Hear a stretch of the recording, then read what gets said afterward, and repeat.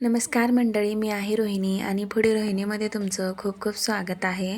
तर आज बनवली होती गवारची भाजी. म्हटलं तीच रेसिपी तुमच्यासोबत पण शेअर करावी. कशी वाटते मला नक्की कमेंट्स करून सांगा. व्हिडिओ कुठेही स्किप करू नका, व्हिडिओ शेवटपर्यंत बघा, तुम्हाला नक्की आवडेल. तर इथे साहित्य बघूया आपण भाजी बनवण्यासाठी. तर खोबरं घेतलेलं आहे, तसेच कोथिंबीर, आल्याची 2 काप आणि खूप सारा लसूण घेतलेला आहे. तर हे वाटण आपल्याला मिक्सरमधून काढून घ्यायचं आहे. तर एकीकडे कांदा आणि टोमॅटो कापून ठेवलेला आहे, ते सुद्धा भाजीला लागणार आहे. यानंतर जी गवार आहे ती निवडून घेतलेली आहे आणि त्याला पाण्यामध्ये ठेवलेलं आहे. तर गॅसवरती कढई ठेवलेली आहे आणि ही गवार आपण भाजून घेणार आहोत.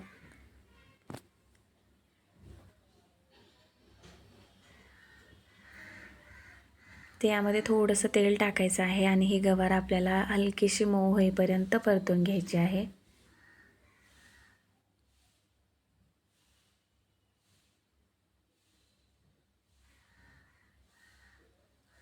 आणि गवारसुद्धा हलकीशी भाजून झालेली आहे. हलकेसे डाग पडलेले आहेत गवारला.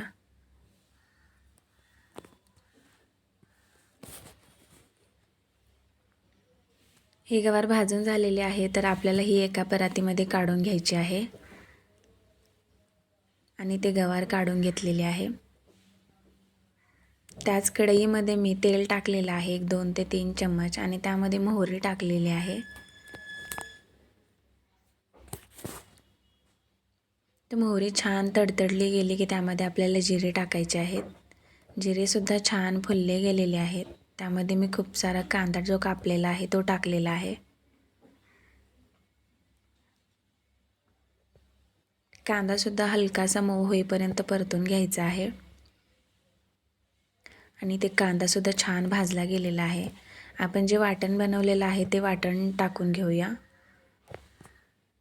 हे वाटणसुद्धा अगदी तेल सुटेपर्यंत परतून घ्यायचं आहे.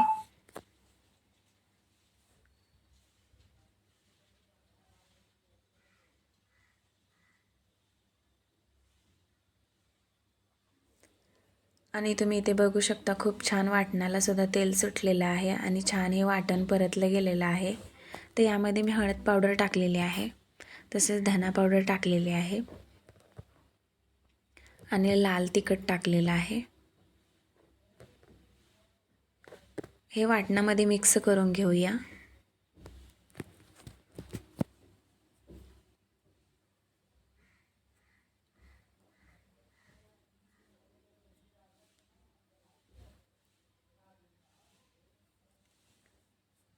आणि थोडंसं पाणी घालून परत एकदा हे वाटण असंच शिजवून घेऊया.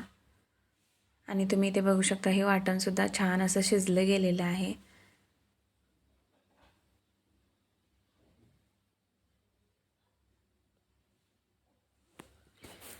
यानंतर यामध्ये आपल्याला गवार जी आपण भाजून घेतलेली आहे ती टाकायची आहे.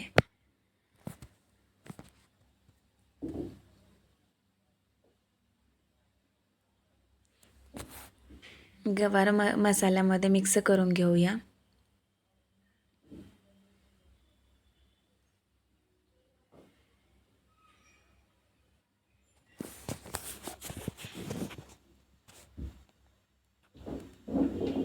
यानंतर यामध्ये आपल्याला चवीनुसार मीठ टाकायचं आहे.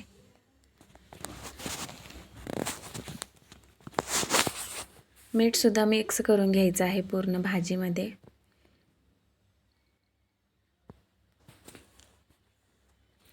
यानंतर यामध्ये आपल्याला थोडंसं गरम पाणी टाकायचं आहे.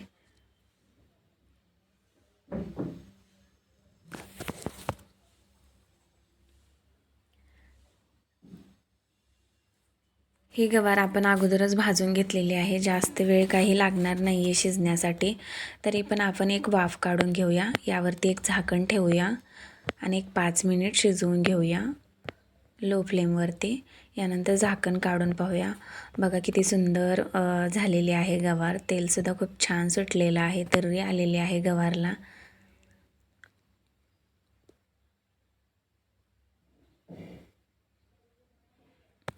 यानंतर यामध्ये सर्वात शेवटी आपल्याला कोथिंबीर टाकायची आहे.